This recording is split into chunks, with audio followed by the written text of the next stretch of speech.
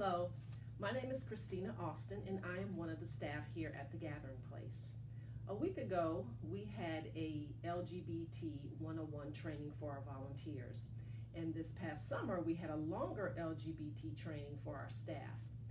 There's a packet of information that's coming along with this video that really talks about LGBTQ identities overview, sexual orientation, identity expression, language, etc.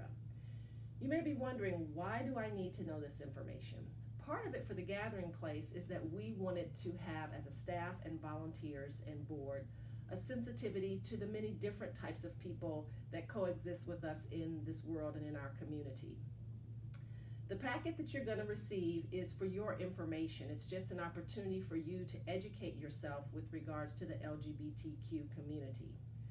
What it means for the Gathering Place is that we went through this training so that we could be considered a safe zone organization. What that means to the LGBTQ community is that anyone who sees that sign and is in need of support for a cancer diagnosis is welcome to come here to the Gathering Place, and that we are sensitive to the needs of the LGBTQ community, and that we've also taken a look at the type of language that we use and making sure that there are certain amenities that LGBTQ community members have access to. What does that really mean? So for example, on our registration forms, we are giving people an opportunity to identify more than just male or female. So you will be able to see on our registration form that there are different opportunities where people can express either their trans male or trans female, or their questioning or gender queer or gender fluid, agender, non-binary, etc. It's just recognizing that not everybody identifies as a male or a female. And so again, you don't have to ask those questions. That information will be asked on our registration form. The other piece that we are taking account of, in addition to having our Safe Zone sticker on the door when you enter the Gathering Place, and many of you have seen that already, we also have it on our website and it's on our newsletter. Again, it identifies to the LGBT community that we are sensitive to their needs and that they are welcome here. That's what's most important, that they are welcome here.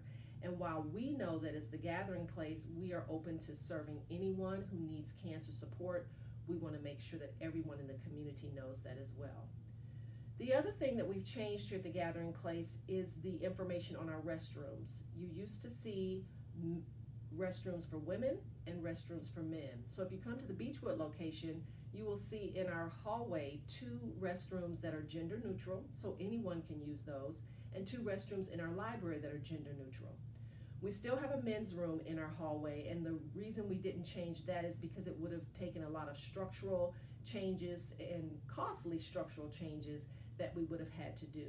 So there's still a men's room, but there are 4 gender neutral restrooms, meaning anyone can use those. On the west side, in our Westlake location, we still have a men's room and a women's room because we don't have the opportunity to change those restrooms because we don't own that space. There is also on the 3rd floor in Westlake a gender neutral restroom. So again, what does that mean to you as the volunteer who maybe is talking to someone at our front desk or greeting someone? It doesn't mean that you have to ask them what type of restroom they need.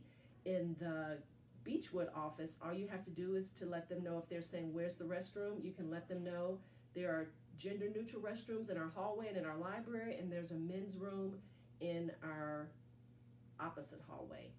They decide which restroom they use. It's the same thing on the west side. If someone says, where's your restroom? You can say, we have a men's room and a women's room in this hallway out the back door, or you can use our gender neutral restroom on the 3rd floor. Again, it's up to them to make that decision as to which restroom they choose. What this really means for our volunteers is that we just want you to know the changes that we've made to help the LGBT community recognize that we are sensitive to their needs. From the time the Gathering Place opened its doors, our goal was to serve anyone who needed support with a cancer diagnosis.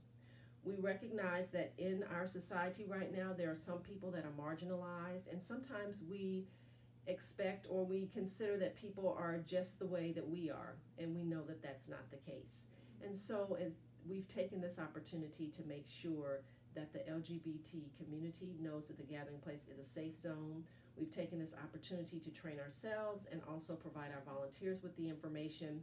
Again, we have a handout for you, and this information was reviewed at our LGBT 101 training that the volunteers were able to attend. We know that there are some people who wanted to come and could not. So what we've done is provided this short video to help you understand why we're providing this training and some of the changes we've made at the gathering place, and then also to provide you with this handout just for you to review. Again, you don't have to remember all the information that's here. It's an opportunity for you to become more sensitive.